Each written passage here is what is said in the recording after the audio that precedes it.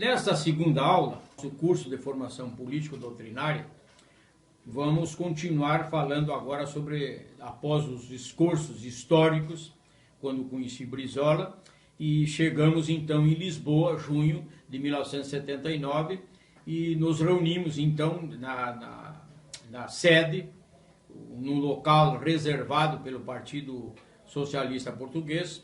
Nós nos reunimos para encontrar um documento, criar um documento que expressasse o desejo dos brasileiros que viviam ainda no Brasil e os brasileiros que viviam no exílio em torno de um objetivo comum, a construção de um partido político nacional e democrático. Esse era o objetivo. Então o Dr. Brizola, que presidiu aquele congresso nessa oportunidade, ele dividiu em grupos, em vários grupos. O grupo, por exemplo, sobre a política internacional, o grupo sobre o Estado de Direito, partidos políticos, são vários grupos, vários temas. Eu fiquei no quanto ao princípio da autodeterminação dos povos, eu fiquei no grupo que estudaria a questão de ordem internacional. Qual a visão de um partido político nacional, democrático, sobre relações internacionais. Eu fiquei nesse grupo. E os outros colegas, se tinha parlamentares lá também, eu já citei alguns, né? O José Maurício, de Minas, o Getúlio Dias, do Rio Grande do Sul, e vários outros parlamentares, né? E que se distribuíram por esses grupos. E foi produzido o seguinte texto que nós vamos analisar, mesmo que rapidamente, mas é muito interessante porque ele alinhou a questão do Brasil no contexto da América Latina, submisso diante de um governo ditatorial que não zelava pelo respeito às liberdades públicas, não praticava atos de democracia, como o direito de votar e ser votado, e também o que este grupo pensava quando o nosso país fosse retornar à normalidade democrática e política. Então, o primeiro ponto realmente era organizar um partido. Esse partido, em tese, seria o PTB, Partido Trabalhista Brasileiro. E por quê? Eu lembro muito bem nessa época que eu, juntamente com o deputado Getúlio Dias, Alceu Colares e o Genival Tourinho das Minas Gerais, o José Maurício do Rio de Janeiro, nós íamos ao ministro da Justiça daquela época para lutar pela redemocratização do país e o retorno dos partidos políticos que vigiam antes de 64. O PTB, PSD, Partido Social Democrático, um trabalhista cristão, um de esquerda. O PT já estava, não com esse nome PT, mas tinha das lideranças sindicais em São Paulo, já estava surgindo um grande partido sobre a liderança do metalúrgico Lula, naquela época. Então, 5 ou 6 partidos. Petrônio Portela era o ministro da Justiça. Nós fomos recebidos por ele 3 vezes e ele garantiu o ressurgimento das siglas antigas. Lamentavelmente, o ministro Petrônio Portela sentiu-se mal, aqui mesmo em Florianópolis, Santa Catarina, sentiu-se mal. E não se sabe por que ele não foi atendido nem em Florianópolis, nem em Curitiba, nem em São Paulo. E foi para Brasília. E, lamentavelmente, ele morreu em Brasília. Sucedeu ao ministro da Justiça, Petrônio Portela, o ministro Golbery Couto e Silva. Bem, aí desandou tudo. Aí era inquestionável. Né? O governo não queria saber do ressurgimento das siglas antigas. Qual é a justificativa? É para não ter que permitir que o PTB viesse a ser comandado pelo Brizola. Aí então eu abro um parênteses aqui na Carta de Lisboa para justificar isso aqui, porque eu sou testemunha da época, não só das audiências em que fomos recebidos pelo ministro Bertone Portela, como também eu fui um dos advogados, junto com o Lidovino Fanton, que Deus o tenha, deputado federal pelo Rio Grande do Sul. Nós advogamos a tese do PTB sob o comando do Brizola, quando ele voltou em setembro de 79. Logo depois da Carta de Lisboa, que foi em junho de 79, 7 de setembro de 79, o Brizola voltou para o Brasil. Mas nós no tribunal perdemos. No Superior Tribunal Eleitoral, nos tomaram a sigla e o PTB ficou nas mãos da Ivete Vargas. Perdemos de 0. Foi 11-0, parece que foi o placar, 11-0. Nós ficamos zerados. Um absurdo. Tiraram a chance do Brizola ser presidente da República. Bem, voltando à Carta de Lisboa, ela organiza um partido nacional. Nós perdemos essa sigla PTB, mas depois, em 79 mesmo, nós criamos o PDT, Partido Democrático Trabalhista, e nós assinalamos na Carta de Lisboa que o povo trabalhador é o centro das atenções políticos, sociais, partidárias de um país. É o povo que trabalha e que produz. Esse é o nosso conceito, é a nossa filosofia. E que fosse incentivado esse povo trabalhador, via sindicato, as comunidades, as associações, que eles entrassem na vida pública, que eles fizessem política, para que as classes representativas do país, as classes trabalhadoras, fossem representadas no Congresso, nas Assembleias Legislativas e nas Câmaras de Vereadores. Faço outro parênteses, não é o que nós estamos vendo hoje. O Congresso Nacional tem mais latifundiário do que trabalhador. Tem mais bancada do BBB, que é boi, bala e Bíblia, do que representatividade popular. As classes representativas do nosso país, os trabalhadores, não estão representados devidamente no Congresso Nacional e muito menos nas Assembleias Legislativas. Parece que nós estamos revivendo o grande drama do pobre e do rico, o do capital contra o trabalho. Não é isso que você está percebendo? Então, o povo organizado, partidos políticos fortes, é que podem produzir democracia.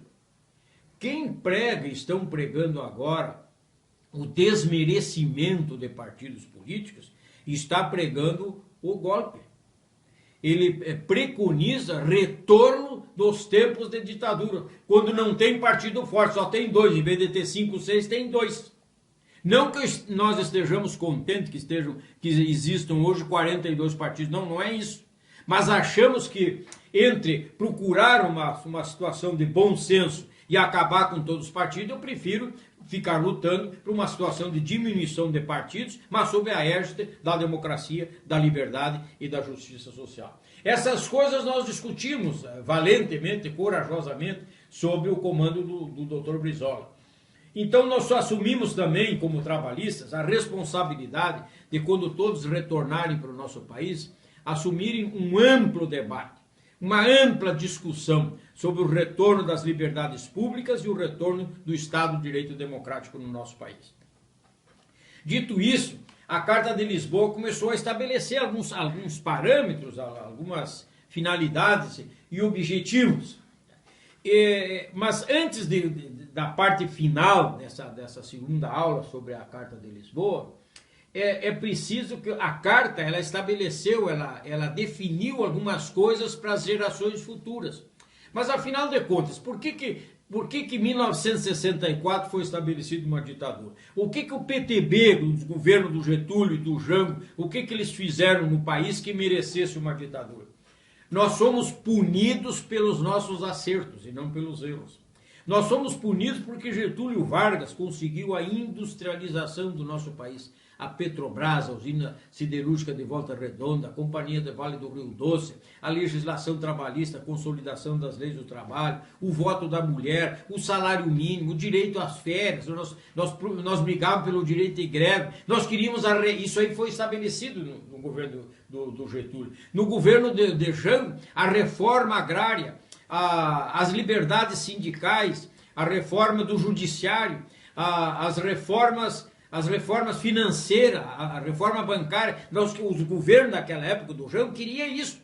E também no Congresso Nacional estava passando a lei de remessa de lucros do país. Nós não estávamos contentes que as empresas internacionais investiam no nosso país e o lucro ia para fora e não ficava aqui para gerar mais ganhos para a nossa economia e ganhos para o trabalhador e aquele que trabalha e que produz. Então isso era um atentado ao pensamento, à doutrina, à filosofia que era bem defendida pelo ilustre companheiro Alberto Pasqualini. Então, as classes, as mesmas pessoas, os mesmos grupos econômicos daquela época são os mesmos de agora. Eles não queriam o crescimento das classes trabalhadoras e muito menos mexer no capital. Não queriam mexer no capital, não queriam mexer no latifúndio, não queriam mexer nos privilégios dos ricos, que cada vez eram mais ricos, e os pobres cada vez mais desafortunados. Eles não queriam que o pobre crescesse na escala social. Então o que eles fizeram? Derrubaram e puseram um golpe em João Goulart em 1964. Então, os nossos acertos, as conquistas, as vitórias dos governos trabalhistas da época é que gestaram o golpe militar em 64. Então, agora, com 15 anos de ditadura, de 64 a 79, que é a data do ano da Carta de Lisboa, nós deixamos bem claro nesse documento da Carta de Lisboa por que os governos trabalhistas caíram antes de 64, pelos seus acertos. Bom, e agora, o que um governo trabalhista pode fazer pelo país em o país voltar para um regime democrático? Vejam, nós estamos em 1979. Então, aí nós estabelecemos a Carta de Lisboa e extrai alguns compromissos inarredáveis para nós trabalhistas. O primeiro deles é o retorno ao Estado democrático de direito. Todo mundo que tem condições de votar pode votar e ser votado. Essa é a primeira base, fundamento. O outro, erguer as nossas bandeiras como trabalhistas, porque como partido nacional trabalhista, com doutrina genuinamente nacional, só existe o trabalhismo no país. Me perdoem as outras legendas, mas uma legenda burilada, com uma filosofia, com uma doutrina, com temas, com proposições, com assuntos para debate e discussão, é só o trabalhismo. Então, retorno a essas bandeiras do trabalhismo, a liberdade sindical, direito de greve, salário justo, ampliar, inclusive, as conquistas e os direitos dos trabalhadores, e defender, esse é outro compromisso nosso inarredável, o Brizola fez questão, isso aí é do Brizola que pôs no texto, o texto da Carta de Lisboa, que está aqui no livro Cadernos Trabalhistas do PDT, o texto, a Carta de Lisboa, o Brizola fez, não, tem que ter um texto grande sobre defesa da criança, dos negros, dos índios e das mulheres. E não é hoje não é hoje também que estão passando por isso? Não estão querendo diminuir a minoridade penal a pretexto de resolver o banditismo e o crime no Brasil? Então, se depois da manhã ou depois de 16 anos não for suficiente, então uma criança de 12 anos, aí vão baixar a minoridade para 12, depois para 8, depois para 6? Depois, quando a criancinha nasce, já vai ser punida? Essa é a filosofia de agora? Então, o trabalhista que é trabalhista, ele defende a criança. Ele defende a criança, defende o negro, o índio, a mulher nos seus direitos. E assumir a causa do trabalhador do Norte e do Nordeste. Isso também está no nosso texto. Porque naquela época, em 1970, agora nós estamos percebendo que a região Norte e Nordeste está num crescendo econômico muito grande. A região Centro-Oeste, por exemplo, ela é grande produtora de grãos e passou do Rio Grande do Sul, Paraná e Santa Catarina. Passou. Algumas regiões do Nordeste produzem uva, vinho, tem grãos também, o turismo é forte. Naquela época era muito difícil. Os últimos governos, a bem que se diga, dos últimos 10, 12 anos, eles incrementaram muito essa proteção e investimento em regiões como essa, Norte e Nordeste. Isso está no texto da Carta de Lisboa.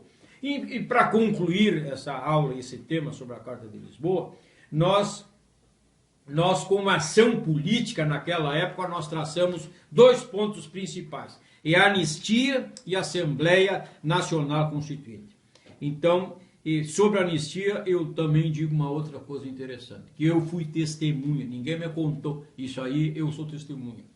A anistia que tinha naquela época era do MDB, sob o comando do deputado Ulisses Guimarães, e que deixava fora, por incrível que pareça, o Leonel Brizola. E por que deixava fora isso? E tem pessoas que não gostam que a gente diga isso, mas deixavam fora o Brizola. Por quê? Porque o problema do Brizola era 1962, a legalidade. E a anistia preconizada pelo MDB naquela época era a partir de 64, o golpe militar. E nós nos insurgimos contra. Não, mas como? Vocês querem uma anistia para anistiar só os de vocês e querem deixar fora o Brizola, o Arraes, por causa dos problemas de 62 com a legalidade.